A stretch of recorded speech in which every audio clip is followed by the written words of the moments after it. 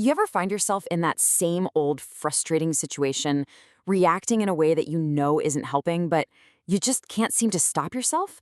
It's like you're stuck on a loop.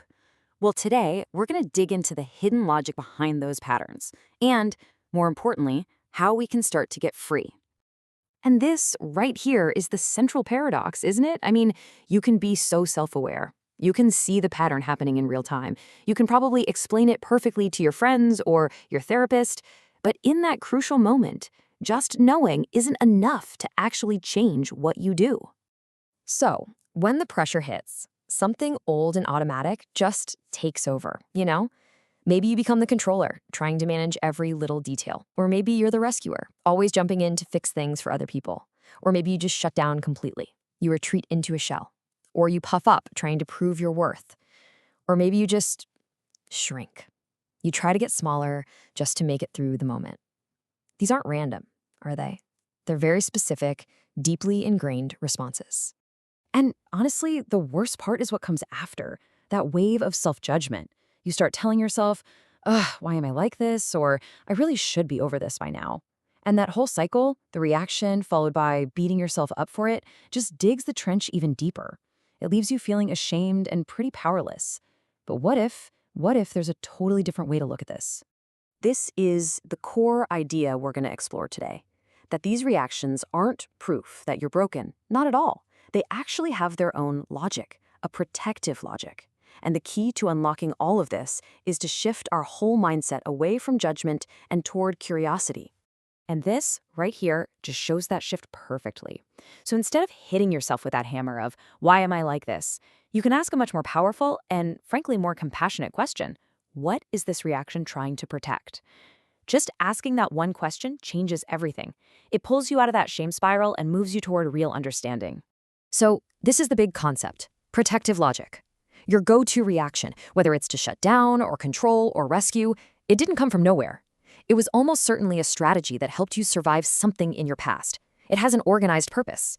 Yeah, it might be outdated now, it might be causing problems, but once upon a time, it served you, it kept you safe. This quote just nails it. To someone on the outside, your reaction might seem totally irrational, a complete overreaction. But from inside your own nervous system, in that split second, it feels absolutely necessary. It feels like survival.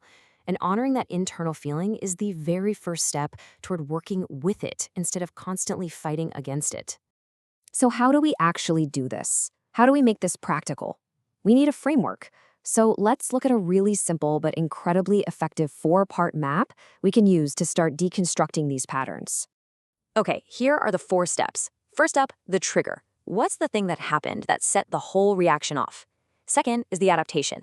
What did your system automatically do to cope? Then third is the cost. What did that adaptation end up costing you, even while it was protecting you? And finally, mastery. What would a more regulated, more effective version of that same response actually look like?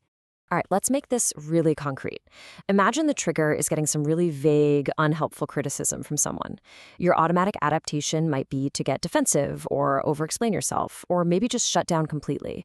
And the cost of that? It's pretty obvious. It creates conflict, you feel ashamed, you don't actually learn anything from the feedback.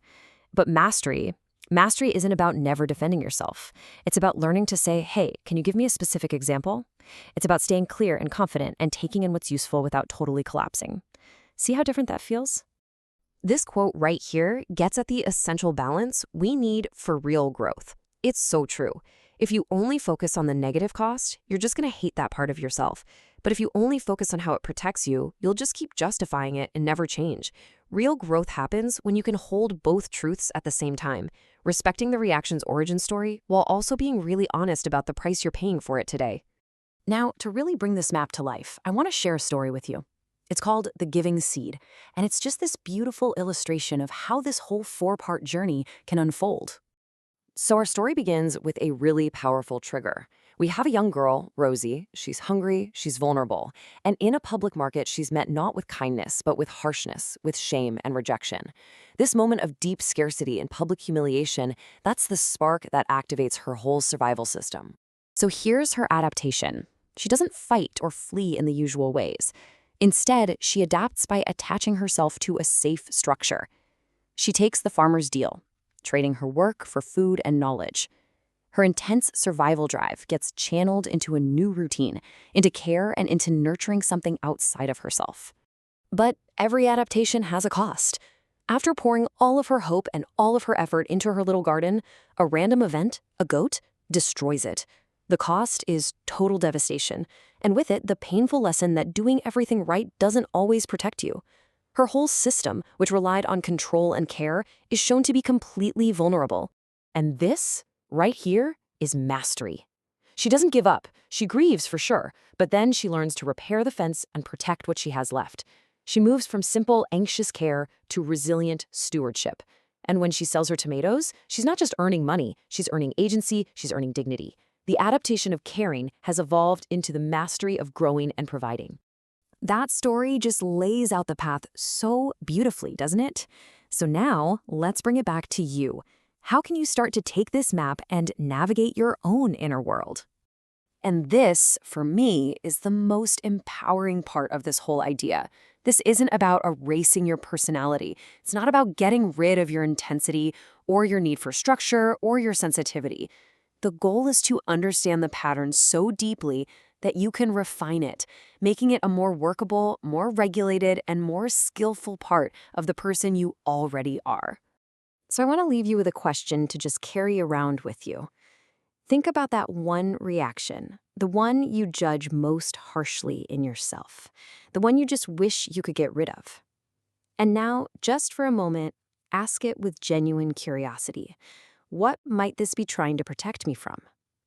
The answer to that question, well, that's the beginning of a whole new path.